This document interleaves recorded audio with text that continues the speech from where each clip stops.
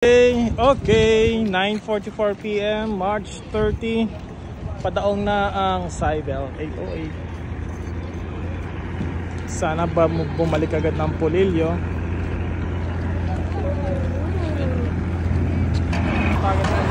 At eto nga mga kasolar, yung aming sasakyan papunta ng Pulilio. At naisakay ko na rin si Avanza, pero may bad news tayo ng konti. Tulog. Ito pa rin siya, galing Unisan. Ito na siya, ang wish come true. Hoy! Janalyn, deep inside kinakabahan. At dahil nga gabi na, hindi na umalis ang barko. Ito, 5 AM na nang umalis sa Real Port.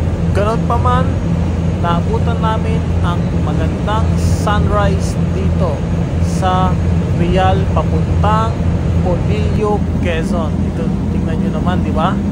Ang ganda ng sunrise. At kahit matagal ang biyahe, eto, pagdating ng Pulilio, enjoy pa rin dahil sa mainit na pagtanggap ng Pulilio Island sa amin. Ang ganda ng panahon dito. Kaya't nakapagpa-picture kami dito sa kanilang port ng I Love Pulilio. O, diba? Kompleto. Lahat kami may kanya-kanyang picture taking. O, sige. Iba naman. Pagkatapos nga ng picture na yan, diretso na kami dito sa napakalinaw at malinis na Sunny Beach. Ang ganda dito, sa Barangay Sabang yata. Makikita ang resort na ito. Safe sa mga bata dahil hindi ganon kalalim ang tubig. At syempre, ito ang ganda ng tanawin at ang ganda ng view. Ayan nga, tingnan mo pa sila, oh. Enjoy na enjoy ang mga bata dito. Kasi nga, tingnan nyo, nakakalangi sila ng maayos, ng walang takot. Okay mga kasolar, dito kami sa Baywalk ng Pulilio. Makita nyo ang haba ng pila ng mga sasakyan patawid ng Real pa uwi. Ito naman yung mga kainan dito. Yan. JC, yo yo yo yo yo yo yo yo yo yo yo, pasa mo kay Jana. Kay Jana. Jana. Yo yo yo yo yo yo yo. Jana.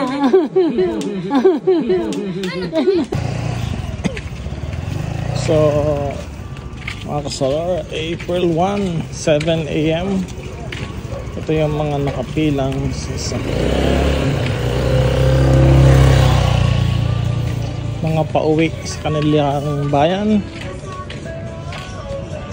Mga stranded, maraming hindi nakapasok, maraming sa kanilang trabaho, sa school, at kung saan-saan pa. Ayan, ang haba ng pila, mga stranded dito sa Pulilio Port.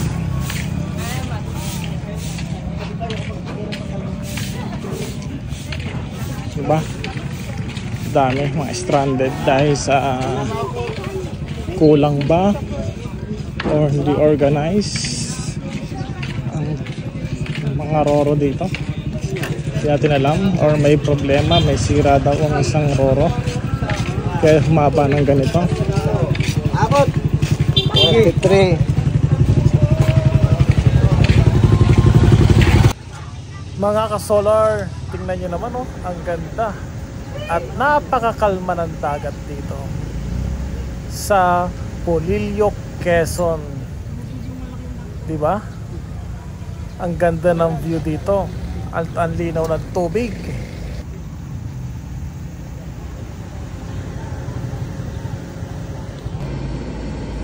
Hirap naman pag may kakilala, pwedeng singin. Diba pa sila? Grabe. Paka pa. At ito na nga mga kasolar, nakapaglayag na rin kami.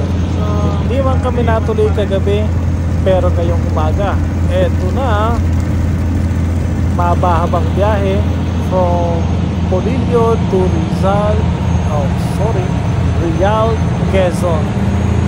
Ayan na, tingnan nyo, siksikan at punong-puno ang Roro na ito. Pero tingnan nyo, nakakabighani dito sa side or bayside ng Polillo. Ang ganda ng tanawin at ang linis ng dagat. Sana all ng dalampasigan. At eto nga yung loob na aming pinawestuhan. Air condition nga pala doon. At eto nga, malapit na kami sa port ng Real, Quezon. Tingnan nyo naman, oh, kita na yung tabing dalampasigan ng Real. Ay nakapag-relax din kahit papaano sa Polillo. Yun nga lang, medyo hindi maganda ang tulog kasi nga yung iba sa amin sa sidewalk na tulog, pero kahit na mabait naman yung harap ng bahay na tinulugan nila, kami naman sa kotse putol-putol nga lang ang tulog, pero at least safe naman kami doon. Wala pang mga pasaway o sa ibang lugar, mapatigil ka lang, diba? Nawawala yung gamit pag binuksan ang bintana. Pero sa Polillo, ramdam mo ang inyong seguridad, kaligtasan, na hindi mawawala pati ang inyong mga gamit dyan sa Polillo. At eto nga mga ka-solar, may nakasalubungan naman kaming Roro para pumick up sa Polillo ng mga stranded. Tingnan nyo, ang dami nang nakasakay. Full tank ang barkong ito o Roro. At yun lang, bye bye.